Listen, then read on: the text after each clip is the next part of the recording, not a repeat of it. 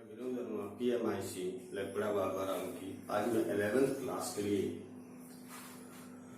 Periodic properties of elements के बारे में चर्चा करेंगे आज। तो first of all we need to know about what is periodic properties of elements. those properties related elements which reappear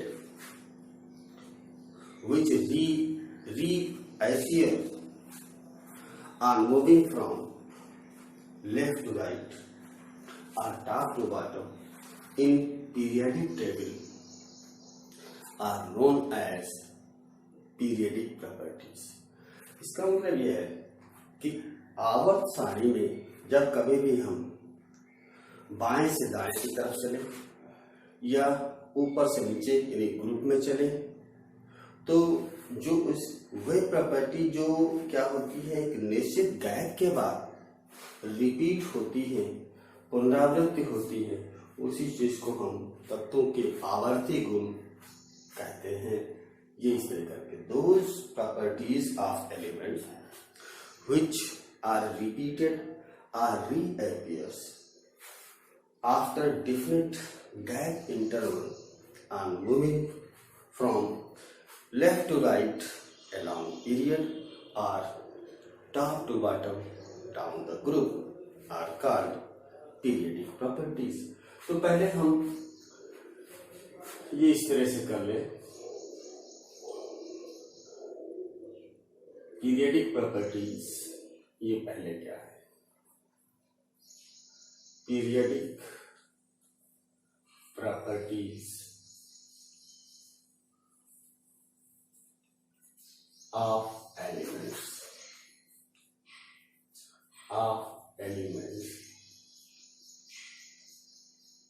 ये।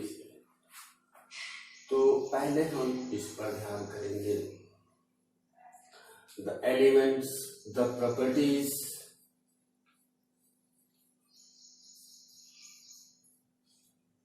of elements which repeat or reappear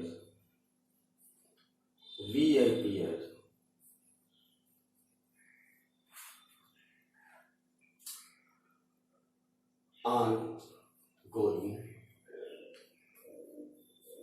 from left to right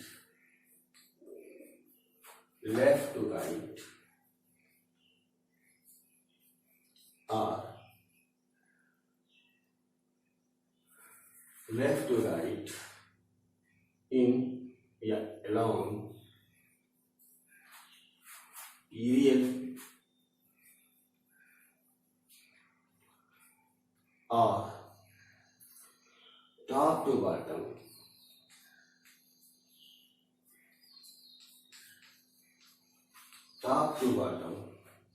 down the group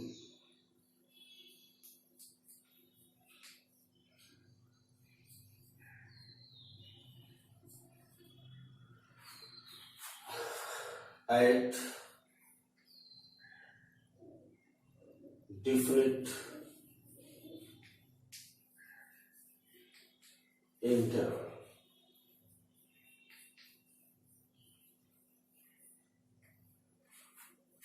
are called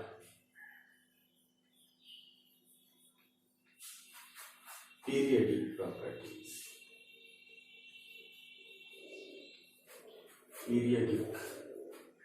properties of elements। तो ये इस तरह से इसमें है। अब इसका मतलब है कि कोई ऐसा रीजन जरूर है, हर एक प्रॉपर्टीज की बात करें जो ऐसा डिफरेंट टाइम के बाद मीन्स हर एक पीरियड जब शुरू होता है तो वही प्रॉपर्टीज जो है क्या है फिर से आती है। तो अब इसमें कौन कौन सी प्रॉपर्टीज हैं, जैसे atomic radii, ionic radii, ionization potential, electron affinity, तो इस तरह की बहुत सारी, इलेक्ट्रोपॉजिटिविटी, इलेक्ट्रोनेगेटिविटी, तो ये सब तमाम सारी ऐसी प्रॉपर्टीज हैं जिसमें से इस तरह होती हैं। तो सबसे पहले हम एक प्रॉपर्टी शुरुआत करते हैं। सपोज करिए नंबर 1 है एटॉमिक रेडियस।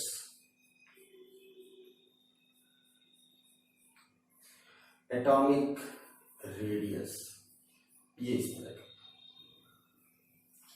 परमाणु त्रिज्या। तो देखिए एटॉमिक रेडियस क्या है, तो कोई अगर कह सकता है कि भाई किसी भी एटम में सेंटर से यानी कि न्यूक्लियस के सेंटर से आउटर मोस्ट सेल के जो डिस्टेंस होती है उसको हम एटॉमिक रेडियस कह सकते हैं। ऐसा इस तरह से कोई सोच सकता है, यानी यहां से यहां तक की रेडियस, ये इसको हम एटॉमिक रेडियस कह सकते हैं। ये यहां से यहां तक ये इतना, लेकिन ये एटॉमिक रेडियस यानी परमाणु त्रिज्या को डिफाइन करना अच्छी बात नहीं, क्योंकि ये नहीं हो सकता, ऐसा ये डिफिनेशन नहीं कर सकते इस तरह से। क्यों? क्योंकि जो अकेला आइसोलेटेड एटम होता है तो इसका जो इलेक्ट्रॉन क्लाउड होता है वो कभी न्यूक्लियस की तरफ कंट्रैक्ट रहता है, कभी जो है दूर रहता है। तो जब बॉन्डेड में होगा कुछ और होगी रेडियस इस तरह, तो हम अकेले एटम को लेकर के अगर आयन नहीं है तो जो क्या है कि उसको हम डिफिनेशन उसकी नहीं करेंगे। तो फिर कैसे क्या होगा, इसमें ऐसे कर सकते हैं कि दो न्यूक्लियस के बीच की जो डिस्टेंस होती है, दूरी होती है, उसको हाफ कर दें और वही जो है क्या है एटॉमिक रेडियस कहलाती है। हालांकि इसको हम कोवैलेंट रेडियस भी कह सकते हैं। इसमें देखिए क्या होता है कि इसमें कोवैलेंट अगर रेडियस की बात करें तो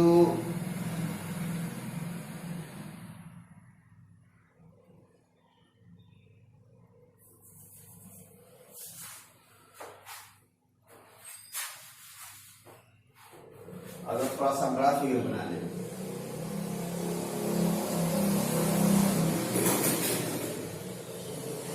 इस तरह से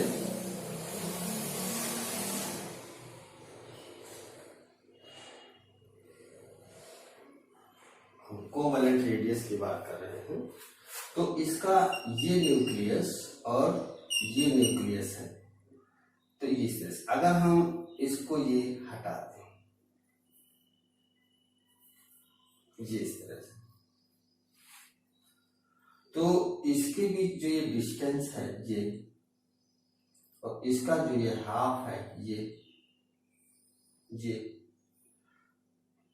तो ये जो डिस्टेंस कहलाती है वो एटॉमिक रेडियस कहलाती है। ये इस तरह से दो न्यूक्लियस के हाफ को, तो ये कोवैलेंट रेडियस वास्तव में है, यानी कि अगर दो एटम आइडेंटिकल हैं या सिमिलर हैं, उनके न्यूक्लियस के बीच जो डिस्टेंस होती है उसका हाफ जो है क्या है जो रेडियस होगी, एटॉमिक रेडियस होगी, उसको हम कोवैलेंट रेडियस कह सकते हैं। ये इस तरह का है। तो ये इसका मतलब जो एटॉमिक रेडियस है कई तरह भी हो सकती है, जैसे covalent radius, crystal radius, wonder वाल रेडियस, और एक जो है हम कह सकते हैं आयनिक रेडियस। तो ये 4 तरह की रेडियस हो सकती है, जिसको हम देखिए ये क्या है,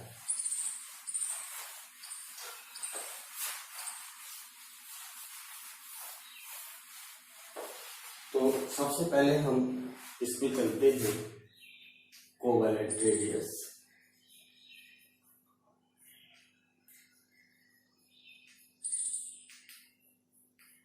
ये इस तरह से, यानी सहसंयोजक त्रिज्या इसको कह सकते हैं। Half of distance, half of distance between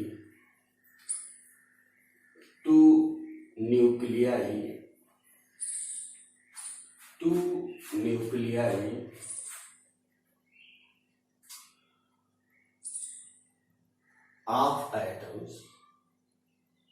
of atoms linked by a covalent bond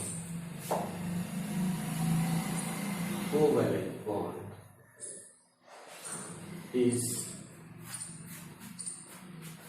known as covalent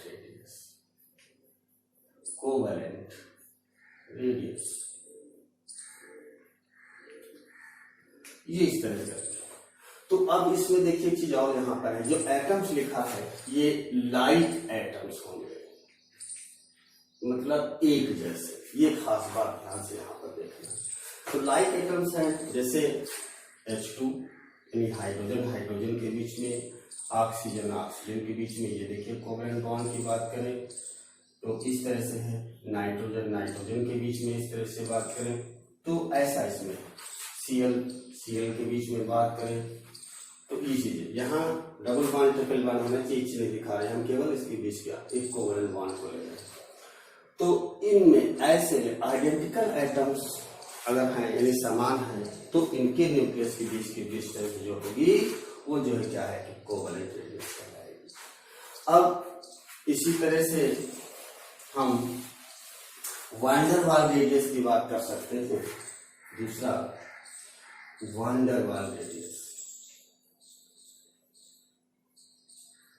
van der वाल रेडियस।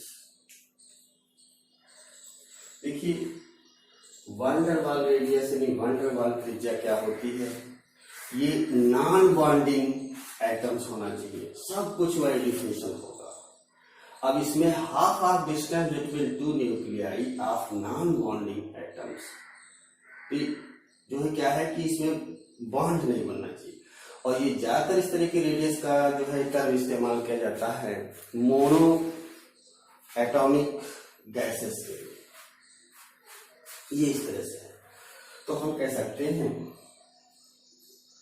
कि half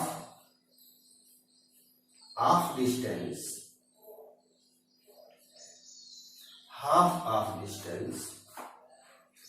between two nuclei of non-bonded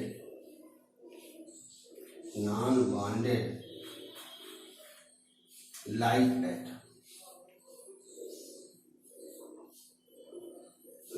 atoms. This term is used for monoatomic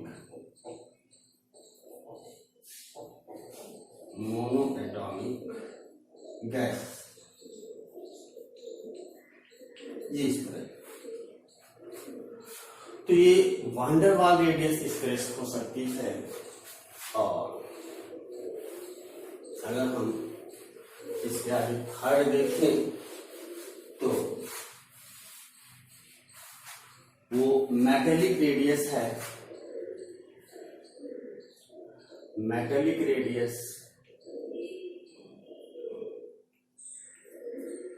metallic और crystal radius.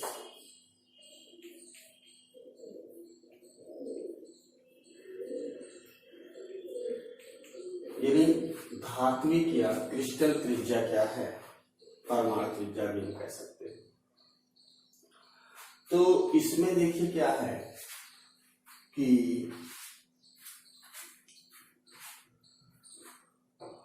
जो metal के भीतर जो atoms होते हैं इस तरह से थोड़ा दूर दूर होते हैं और सभी पर सिमिलर चार्ज होता है, क्योंकि तो जानते हैं सभी कैटायंस होते हैं और ये इस तरह करके इसमें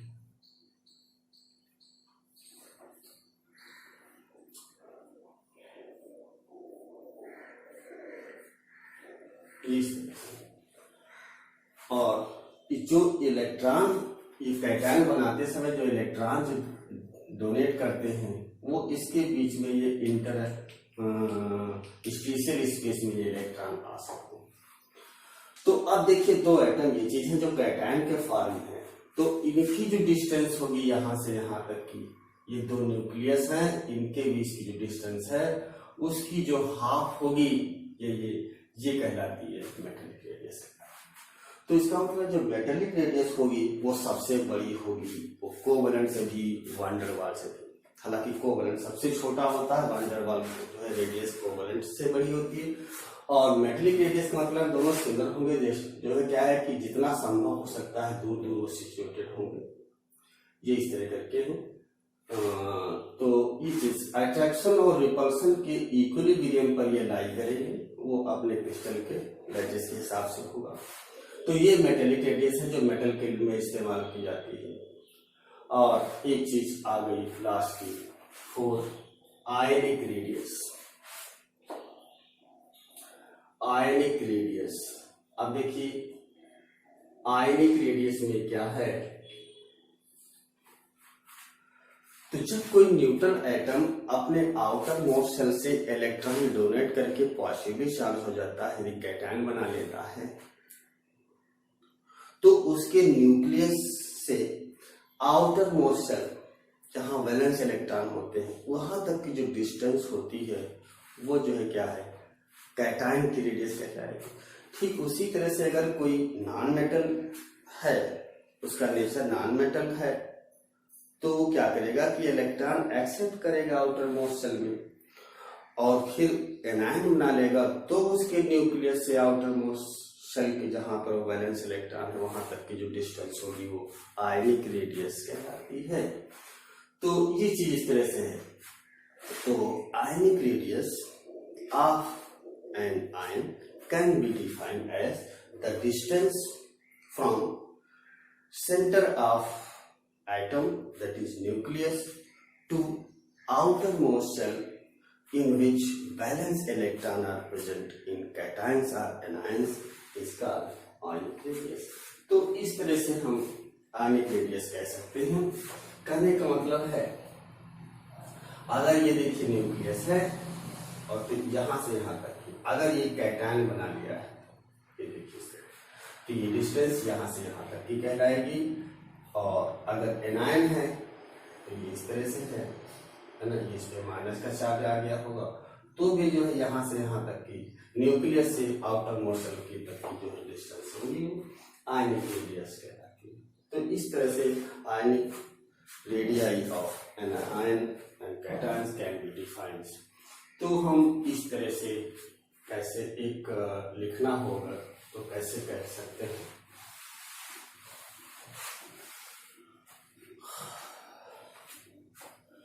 distance, the distance from nucleus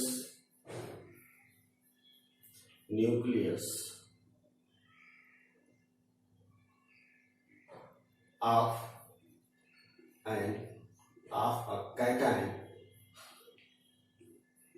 or anion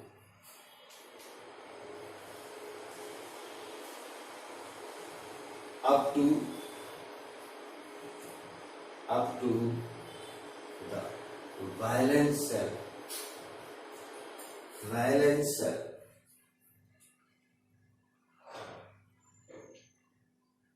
is called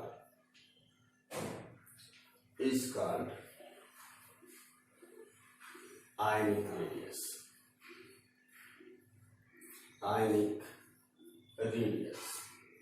ये इस तरह का the distance from nucleus of a cation और anion up to the valence shell.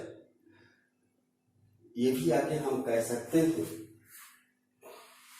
wherein या in which valence electron are present, in which valence electrons are present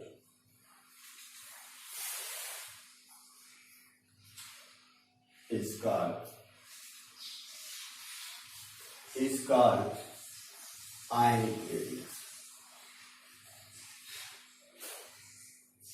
ये इस तरह करके। तो अब अगर हम ये चीज इसमें है, अब एक चीज आयनिक रेडियस के बारे में और जान लें कि जो न्यूट्रल कैटायन होता है, सॉरी जो कैटायन होता है, चाहे मोनोवैलेंट हो चाहे जो हो, उसकी जो रेडियस होती है हमेशा छोटी होती है न्यूट्रल एटम से। Radius of cation is always lesser than radius of its neutral atom, and just opposite, radius of anion is always greater than radius of its neutral atom for non-metal। ये non metal anion की जो radius होगी हमेशा neutral atom से ज्यादा होगी, और एक कैटायन की रेडियस हमेशा छोटी होगी न्यूट्रल एटम के मेटल एटम से। तो ये चीज होता है ये इस तरह से। तो फर्स्ट क्लास के लिए आज इतना ही। Thank you.